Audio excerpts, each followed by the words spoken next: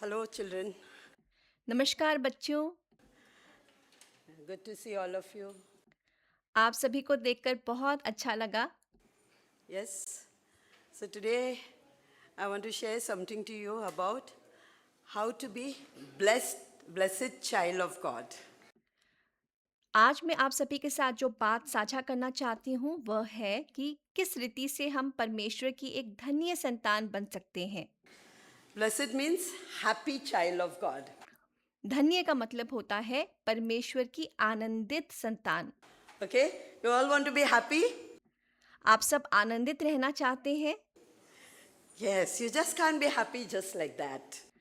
आप बस ऐसे ही आनंदित नहीं हो सकते हैं। There is something that God wants us to do.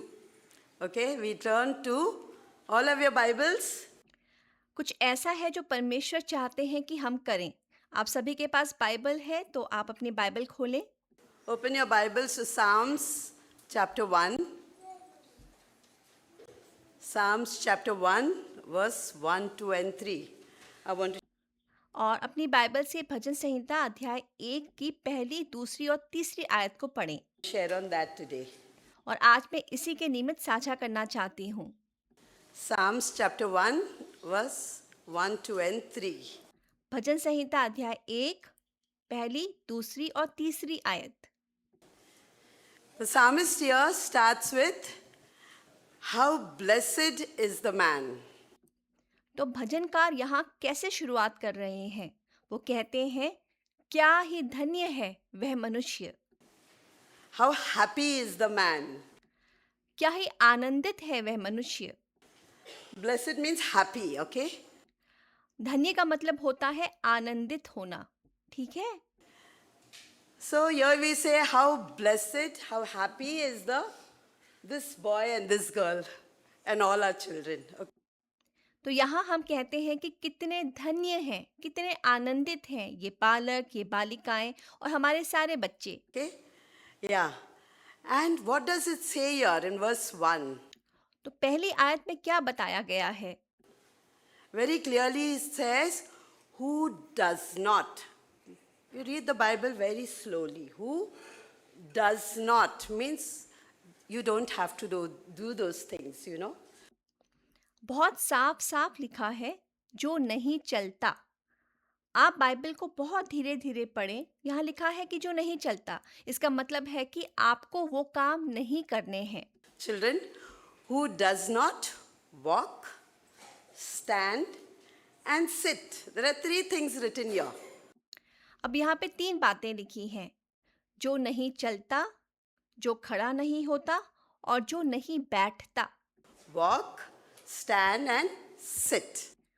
यहाँ 3 बातें लिखी हैं, चलना, खड़ा होना, बैठना। So we see the first one, देखिए हम अपनी पहली तस्वीर को देखते हैं। who does not walk in the counsel of the wicked. जो दुष्टों की युक्ति पर नहीं चलता। See here the picture? Children, look at the picture here. आप सब बच्चे यहाँ तस्वीर की तरफ देखिए। See, there's a picture. A lot of friends are walking there. Yeah? But that boy there, he says, I will not walk with these other friends of mine who are doing the wrong things. Okay? तो देखिए इस तस्वीर में वहाँ बहुत सारे दोस्त चल रहे हैं, लेकिन वहाँ पे वो लड़का कहता है कि मैं अपने उन दोस्तों के साथ नहीं चलूँगा जो गलत काम कर रहे हैं। So, how do we walk then? तो फिर हम किस रीति से चलें? We do not walk like our friends in school, like our friends on the playground, like many other children who are in this world. We do not walk like them. We अब हम विद्यालय में या खेल के मैदान में अपने उन दोस्तों की तरह नहीं चलते या इस दुनिया के दूसरे बच्चों के समान भी नहीं चलते। do not think like them. Walk means we do not think like them. We do not talk like them. We do not behave like them. चलना मतलब हम उनकी तरह नहीं सोचते हैं, हम उनकी तरह बातें नहीं करते हैं, हम उनका जैसा व्यवहार नहीं करते हैं। We should always remember who you belong to. आपको हमेशा स्मरण रखना है कि आप किसके हैं। who you belong to. You belong to Jesus. आप किसके हैं? आप यीशु के हैं। So you have to walk like how Jesus walked. तो इसलिए आपको भी वैसे ही चाल चलनी है जैसे यीशु चलते थे। Okay? You have to be different. You cannot be like the children of this world. You have to be different children, different from this world. आपको अलग होना है। आपको इस संसार के बच्चों के समान नहीं होना। आपको इस संसार से अलग होना है। आपको संसार के बच्चों से अलग होना है। So walk not in the counsel of the ungodly, it says. तो यहाँ बताया गया है कि वह मनुष्य जो दुष्टों की युक्ति पर नहीं चलता। So you hear so many voices, no? When you go through some situation in your life, और जब आप अपने जीवन की किसी परिस्थिति से होकर गुजरते हैं तो आप बहुत सी आवाज़ों को सुनते होंगे, है ना? something you hear a lot of friends telling you, oh no, don't do that way, do it this way. और आपके दोस्त बोलते होंगे कि अरे इस काम को उस तरह से मत करो, इसको इस तरीके से करो। A lot of advices that friends will give you, other children will give you, many other people will give you. और आपके दोस्त और बहुत से बच्चे और दुनिया के अलग-अलग लोग आपको अलग-अलग तरीके की सलाहें देंगे। But you don't have to go that, don't have to listen to that counsel. पर आपको उनके हिसाब से कुछ करने की ज़रूरत नहीं है, आपको उनकी सलाह मानने की ज़रूरत नहीं है। It says in Psalms 119, verse 24, God's word is the best counselor. आइए हम भजन संहिता 119 की 24 आयत की तरफ मुड़ते हैं तो वहाँ क्या लिखा है कि तेरी चितौनियाँ मेरा सुखमूल और मेरे मंत्री हैं। We'll turn to that. 119, verse 24. देखिए उस वचन की तरफ मुड़े, भजन संहिता 119 की 24 आयत। Your testimonies also are my delight. They are my counselors. यानी परमेश्वर का वचन मेरे सुख का कारण और वो ही मेरे सलाहकार हैं। So God's word is your counselor. परमेश्वर का वचन हमको अद्भुत युक्ति देने वाला हमारा सलाहकार है। Your parents are there are church elders are there, a lot of people who can give you good counsel. आपके माता पिता हैं, कलीसिया में आपके अगुए हैं और बहुत से भले लोग हैं जो आपको बहुत अच्छी युक्ति भरी सलाह दे सकते हैं। So take these counsel, don't take worldly counsels. तो आप उनकी सलाह लीजिए, इस दुनिया की सलाह ना लें। We should not walk like them, okay? हमको इस दुनिया के समान नहीं चलना है। The second one is stand. So you don't need to stand. See the picture there? और दूसरी बात है खड़ा होना। तो आपको ऐसों के साथ खड़ा भी नहीं होना है। आप वहाँ तस्वीर में देखिए ज़रा। There are your friends standing across the road, calling you out, come, let's go. आपके दोस्त सड़क के उस पार खड़े होकर आपको बुला रहे हैं कि आओ, चलो यहाँ चलते हैं, या कुछ युक्ति बनाते हैं कि अरे आओ तुम भी आओ। Or plan something like that. No, we are not to stand with them. पर नहीं, हमें उनके साथ खड़ा नहीं होना है। The group of friends always standing, wherever they get, they'll make a, what do you call it, a group, lots of a gang. और कुछ दोस्त मिलकर एक जगह पर इकट्ठे हो जाते हैं, एक समूह बनाते हैं और आप उसे क्या कहते हैं, समूह कहते हैं, गैंग कहते हैं। They make a group and they'll invite you, come join us. और वो एक समूह बनाएंगे और वो आपको बोलेंगे कि अरे आओ हमारे साथ शामिल हो जाओ। And what do they speak about? They speak so many things that are wrong. और वो किस बारे में बातें करते हैं? वे ऐसी बहुत सी बातें करते हैं जो कि गलत बातें होती हैं। It says here in verse 1 only, now stand in the path of sinners. तो यहाँ पहली आयत में ही बताया गया है कि वचन कहता है कि और वो ना पापियों के मार्ग में खड़ा होता है। Path means road, a direction. Don't stand in that path. Don't stand on that road. मार्ग यानी रास्ता, दिशा। उस रास्ते, उस मार्ग पर खड़े नहीं होना है। That will make you sin. क्योंकि वो रास्ता आपसे पाप कराएगा। I say, who go the wrong way. और वो एक गलत तरीके की ओर आपको ले जाएगा। Always they are planning things, standing across or passing comments. They'll stand in groups, they'll pass comments. Children, when you stand. और वे हमेशा मार्ग पे खड़े होकर कुछ गलत काम की युक्ति बना रहे होते हैं, सड़क चलते राहगीरों पर गलत टिप्पणियां बोलते हैं। बच्चों, आप जानते हैं कि वो किस तरह से व्यंग मारते हैं। I have done that before, but we don't have to do that. It says, does not stand in the path of the sinners. और मैंने भी पहले ऐसा किया था, पर अब हमें इस प्रकार से करने की आवश्यकता नहीं है, क्योंकि वचन कहता है, और ना वह पापियों के मार्ग में खड़ा होता। Yeah, Jesus can show us the right path. यीशु मसीह हमें सही मार्ग दिखाते हैं। It says in Psalm 16, verse 11. और भजन संहिता अध्याय 16 की 11 आयत में लिखा गया है। Psalm 16, verse 11. It says, you will make known to me the path of life. Who? Only Jesus can make known to you the path of life. So, भजन संहिता 16 का 11 वचन, तू मुझे जीवन का रास्ता दिखाएगा। कौन दिखाएगा ये रास्ता? केवल यीशु ही आपको जीवन का वो मार्ग दिखा सकते हैं। come to Jesus, dear children. इसलिए मेरे प्यारे बच्चों, आप यीशु के पास आएं। Don't stand with sinners. Don't mingle with them.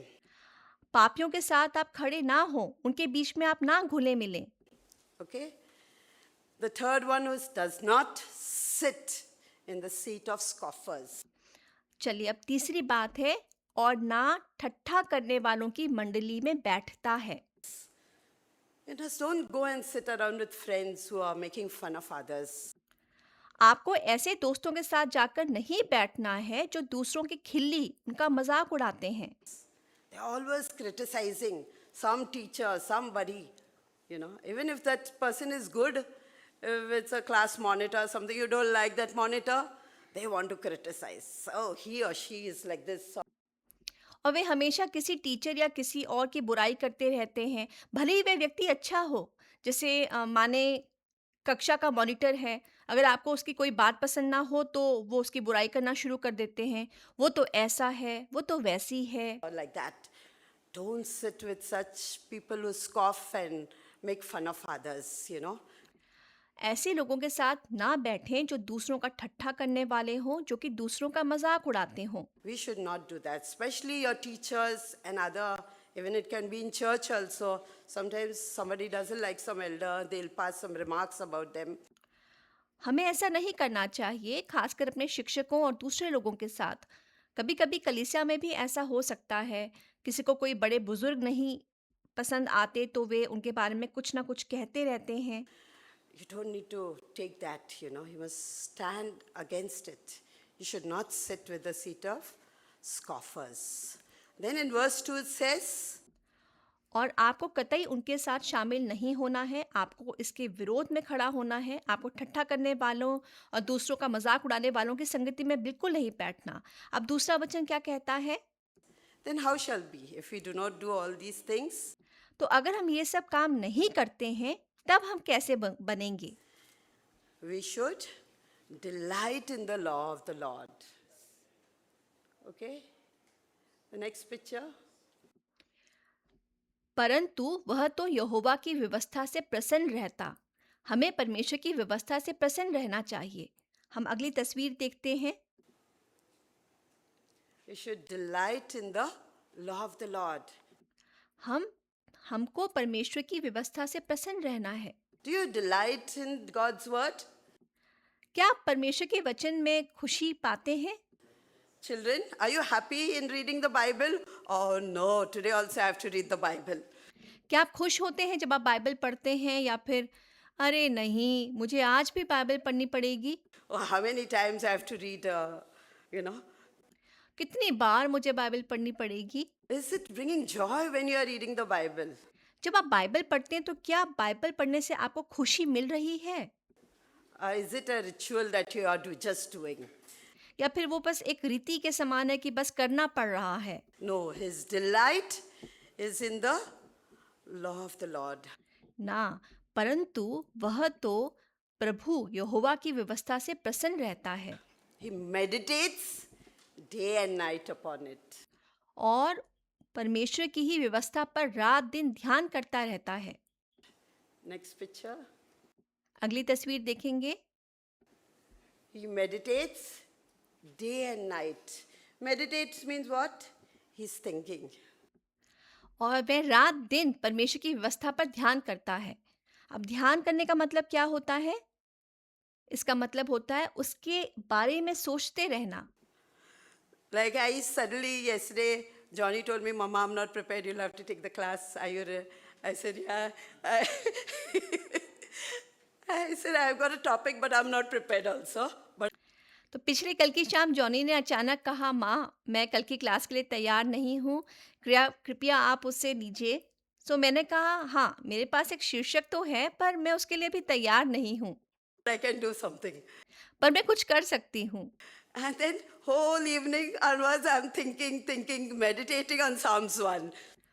और फिर पिछले कल की पूरी शाम मैं सोचती रही और भजन संहिता 1 पर मनन करती रही। So that is meditation. And that meditation came even in my sleep.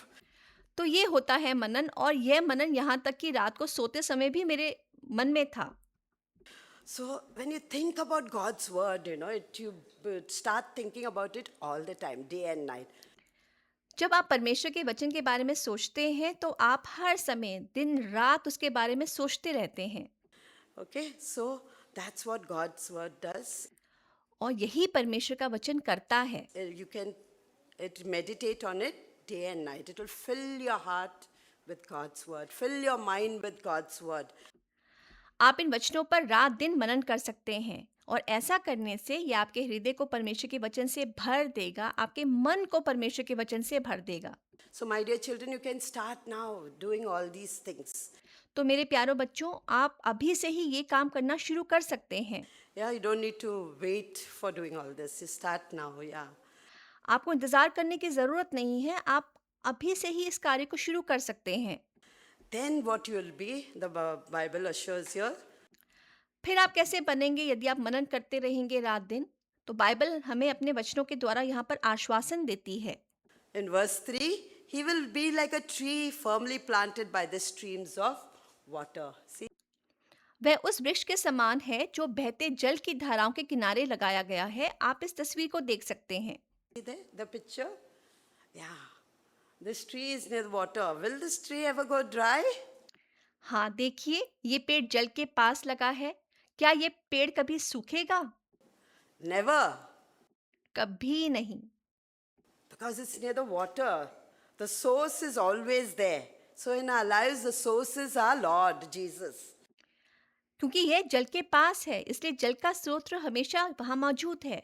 ठीक वैसे ही हमारे जीवन में हमारा सोता, हमारा स्तोत्र प्रभु यीशु हैं। And that source will always water us all through. We'll never feel dryness. और वह सोता हमेशा हमें सींचता रहेगा, हमें कभी भी सूखापन एहसास नहीं होगा। You should never feel dry. That कभी भी आप सूखेपन को महसूस ना करें। source of water, that is Jesus, will always flow through us and it will refresh us. और जल का वह स्रोत यानी यीशु हमेशा हमारे भीतर बहता रहेगा और हमें हमेशा ताजगी देता रहेगा। It will bring refreshment. Our leaf will not dry, it says. And you'll always bear fruit. वो हमें ताजगी देगा, और बाइबल कहती है कि हमारे पत्ते नहीं मुरझाएंगे और हम हमेशा फल लाएंगे। So this is what Jesus can do in our lives, children. तो बच्चों, यीशु हमारे जीवन में यह कर सकते हैं। Call on to the name of the Lord and call on to Jesus. Say, Jesus, come and fill my heart. And you will be like a tree that is always green, always fresh, and always bearing fruit. बच्चों, प्रभु का नाम पुकारें, यीशु को पुकारें और कहें, यीशु आप आएं और मेरे इस हृदय को भर दें। और फिर आप उस वृक्ष के समान बन जाओगे जो हमेशा हरा भरा रहता है, हमेशा ताज़ा रहता है और हमेशा फल लाता है। So God bless you, my dear children. मेरे प्यारे बच्चों, प्रभु आप सबको आशीष दें।